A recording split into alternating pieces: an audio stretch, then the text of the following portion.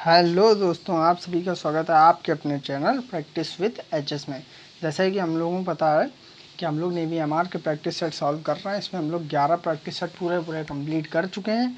आज हम लोग प्रैक्टिस सेट नंबर 12 का पार्ट 1 जीके का पार्ट शुरू करने वाले हैं। तो चलिए वीडियो शुरू करते हैं। अगर आप लोग चैनल पर नए हैं तो चैनल को लाइक, सब्सक्राइब, शेयर ज़रूर कर दीजिएगा। तो चलिए वीडियो शुरू करते हैं। और अगर आपको कोई भी क्वेश्चन में कहीं भी डाउट हो तो बता दिया करिए। और जो बच्चे नोट्स बनाना चाहते हैं, ठीक है, जैसे कि कोई भी बच्चे अगर नोट बनाना चाहते हैं तो मैं जैसे कॉपी में लिख कर बताता हूँ तो पॉज करके आप उस पर लिखते जाइए, नोट्स बनाते जाइए। नोट्स बहुत कीमती होते हैं, समझिए आप लोग, क्योंकि परीक्षा जब लास्ट में होती है ना तो बच्चों नोट्स ही काम आते हैं। आई होप आप लोग समझ रहे होंगे मेरी बात। चलिए वीडियो शुरू करते हैं। तो जैसे कि आप लोगों को पता है, मैं इस कॉपी में क्वेश्चन लिख कर रखता हूँ क्योंकि इससे समझाने में फिर सही रहता है।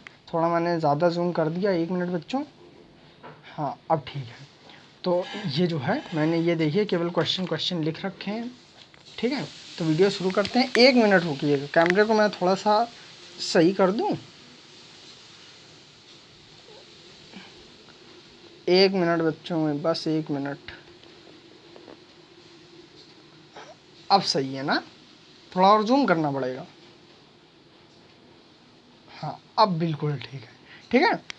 तो वीडियो शुरू करते हैं। पहले 1 मिनट और इसको थोड़ा सा ऐसे। हाँ, अब ठीक है, अब बिल्कुल ठीक है बच्चों, ठीक है। इसको मैं ऐसे रख लेता हूँ, ठीक है।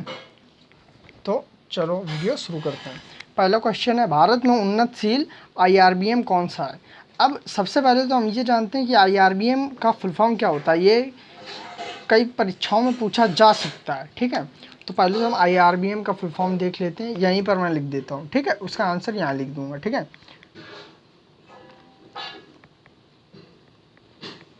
इंटरमीडिएट रेंज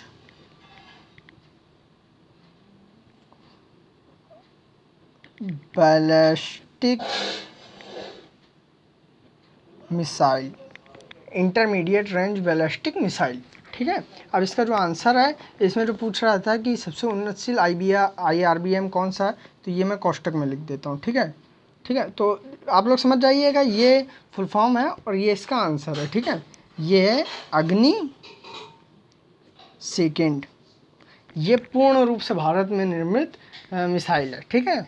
और ये जो अग्नि सेकेंड है, ये वैसे तो काफ़ी बड़े बड़े वैज्ञानिक लोग लगे थे इसमें, लेकिन डॉक्टर एपीजे अब्दुल कलाम साहब ने विशेष योगदान इस पे दिया था, ठीक है। चलिए अगले पे चलते हैं। अगला है हमारा, दिख रहा है आप लोगों को? आई होप दिख रहा होगा। थोड़ा और जूम करें, नहीं दिख रहा होगा आप लोगों को। थोड़ा सा और मैं जूम कर देता हूँ। हाँ, अब ठीक है। अगला क्वेश्चन, भारत के किस प्रांत में आदिवासी नहीं रहते हैं? तो ध्यान रखिएगा बच्चों, जो हमारा हरियाणा है ना, वहाँ आदिवासी नहीं रहते हैं, हरियाणा में, ठीक है। अगले पे हम लोग चलते हैं। अगला है, भारत के दक्षिणी छोर का नाम क्या है? तो ध्यान रखिएगा बच्चों, भारत का जो दक्षिणी छोर है ना, उसका जो नाम है वो इंदिरा पॉइंट है। आप लोगों ने सुना होगा कक्षा 6, 7, 8 में इंदिरा पॉइंट, ठीक है। इंदिरा पॉइंट, ठीक है बच्चों। तो जैसे कि ये क्वेश्चन है, इसको आप लोग पॉज करिएगा, नोट्स बनाइएगा, ठीक है, और फिर याद कर लीजिएगा। इससे आप लोगों को सही रहेगा। और जो बच्चे अभी 12th में हैं और वो तैयारी करना चाहते हैं, उनके लिए बेस्ट टाइम है, ठीक है। सिर्फ 15 मिनट का वीडियो, कुछ आपका ज़्यादा टाइम नहीं लेता है, ठीक है। वो 15 मिनट का वीडियो आपको 1 साल बाद उसकी कीमत पता नहीं चलेगी, ठीक है। चलिए अगले पे चलते हैं हम लोग। अगला, कंप्यूटर का दिमाग क्या है? ये तो बहुत सिंपल क्वेश्चन है, ये तो भाई सबको पता ही होगा, सीपीयू होता है। अगले पे चलते हैं। आज़ाद हिंद फौज ने द्वितीय विश्व युद्ध में किसके विरुद्ध युद्ध किया था?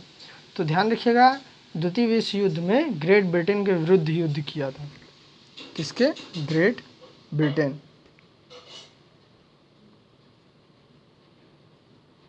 ठीक है बच्चों। अगले क्वेश्चन पे हम लोग चलते हैं। अगला, अंतर्राष्ट्रीय वित्तीय निधि का मुख्यालय कहाँ स्थित है? तो ध्यान रखिएगा, अंतर्राष्ट्रीय वित्तीय निधि का मुख्यालय जो है वाशिंगटन डीसी में स्थित है। कहाँ स्थित है बच्चों? वाशिंगटन डीसी में।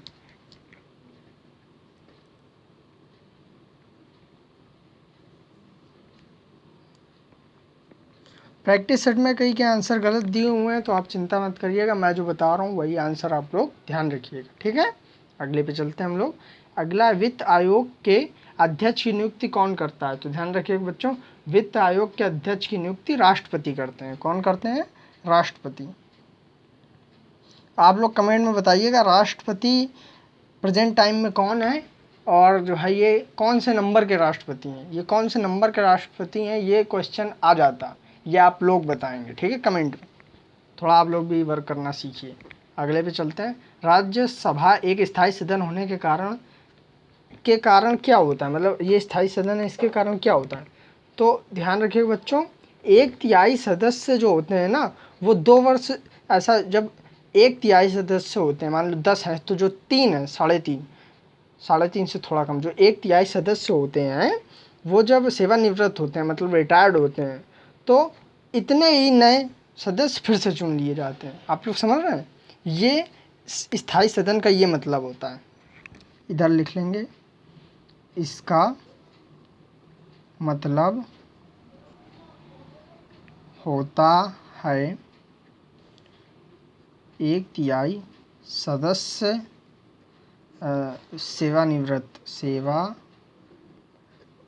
सेवानिवृत्त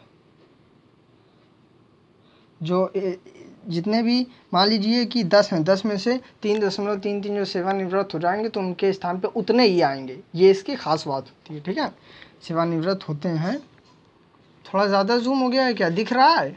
हाँ, होते हैं तो इतने ही नए सदस्य चुन लिए जाते हैं। आई होप आप लोगों को समझ में आ रहा होगा मैं कहना क्या चाहता हूँ, ठीक है। अगले पे हम लोग चलते हैं। इतना समझ में आया? अब देखिए, मैं फिर से आप लोगों को दिखा दूँ, ये देख लीजिए, ठीक है। अच्छे से जो है स्क्रीनशॉट ले लीजिएगा। स्क्रीनशॉट नहीं लिया करो, ऐसा किया करो मेरे हिसाब से, पहले एक बार वीडियो नॉर्मल स्पीड में देख लिया करो, जब नोट्स बनाने हो तो स्पीड तेज करके रोक रोक के देखा करो।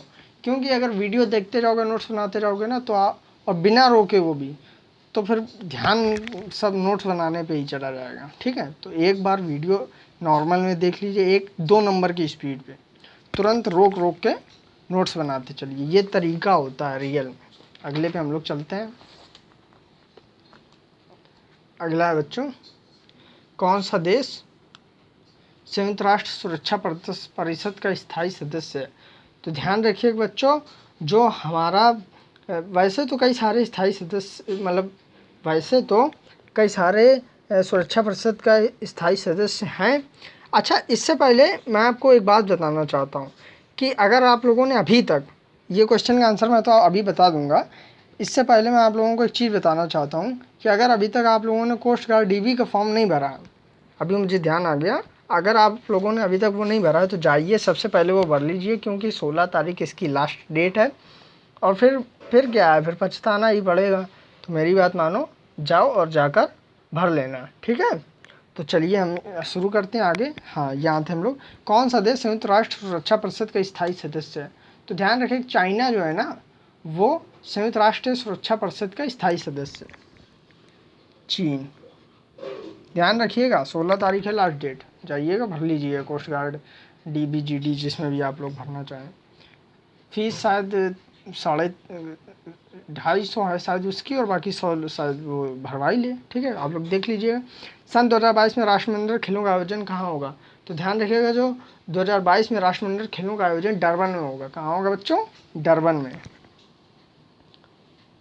डरबन दिख रहा है? दिख रहा है कि थोड़ा और जूम करना पड़ेगा? अब ठीक है। शुक्र किन 2 ग्रहों के बीच में स्थित है? ये मैं इतनी बार बता चुका हूँ बच्चों, इतनी ज़्यादा बार बता चुका हूँ कि मैं क्या कहूँ। तो मैं बता देता हूँ, शुक्र जो है बुध और पृथ्वी के बीच में स्थित है। किसके? बुध और पृथ्वी। अब तो आपको ब्रह्मांड के ये ग्रहों, कौन ग्रह किसके बीच में, इतना ध्यान होना चाहिए। मैंने इतनी बार बताया, पूरा बना के बताया है। अगर फिर भी डाउट हो तो बताइएगा, मैं फिर बता दूंगा।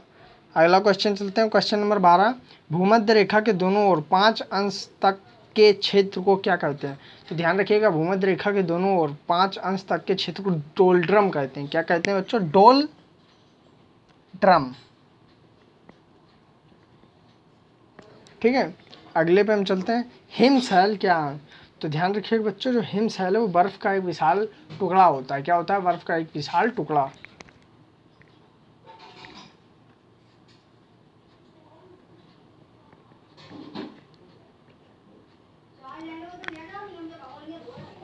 ठीक है, समझ में आ रहा है कि ज़्यादा राइटिंग गड़बड़ लग रही है? जैसा भी हो, आप लोग बताते ही नहीं हैं। बर्फ का टुकड़ा ये लिखा है। हाँ, तो अगले पे चलते हैं। अगला है, हुगली नदी किस क्षेत्र के लिए प्रसिद्ध है? किस मतलब क्या चीज़ बनाने के लिए प्रसिद्ध है? तो ध्यान रखिएगा, हुगली नदी का जो क्षेत्र है ना, कहाँ ये है हुगली नदी? बताओ बच्चों। ये हमारा कोलकाता के एरिया में। ठीक है, तो ये जो है ये हमारा जूट, जूट जानते हैं आप लोग? जूट बनाने के लिए प्रसिद्ध है। अब मैं बताता हूँ जूट क्या है। आप लोगों ने वो देखा होगा, झोले देखे? झोले वो जो अरे यार, झोले और बोरी जिससे बनते हैं, बोरी बोरी वाले कपड़े के झोले, समझ रहे हैं? वो होता है जूट। अगले पे चलते हैं। द्रोणाचार्य पुरस्कार संबंधित है। तो ध्यान रखिए बच्चों, द्रोणाचार्य पुरस्कार जो है वो खेलों में टीचरों के लिए है। ठीक है, खेल के प्रशिक्षक के लिए। ठीक है, नाम से ही पता चल रहा है द्रोणाचार्य। ठीक है, अर्जुन पुरस्कार होता तो भाई खेल के लिए होता, जो खेलते हैं उनके लिए। अगले पे चलते हैं। मध्यरात्रि के सूर्य का देश किसे कहते हैं? तो ध्यान रखिए बच्चों, मध्यरात्रि के सूर्य का देश नॉर्वे को कहते हैं। ये पिछले वाले में भी था क्वेश्चन। किसको कहते हैं? नॉर्वे को।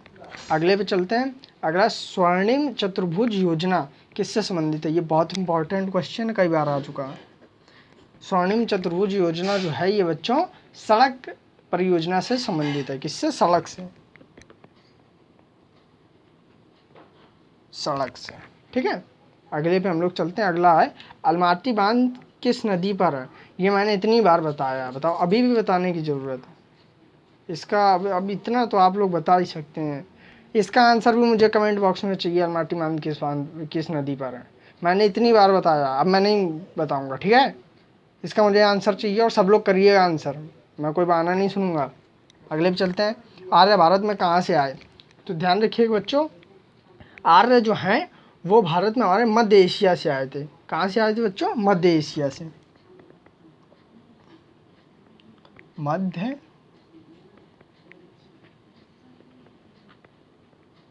एशिया। अगले पे चलते हैं। भारत पहुंचने के लिए समुद्री मार्ग की खोज किसने की? तो ये तो बहुत सभी को पता होता है कि भारत, देखिए बच्चे कंफ्यूज हो जाते हैं अमेरिका की खोज और भारत की खोज में। तो ध्यान रखिए बच्चों, अमेरिका की खोज कोलंबस ने की थी। किसने की थी? कोलंबस ने।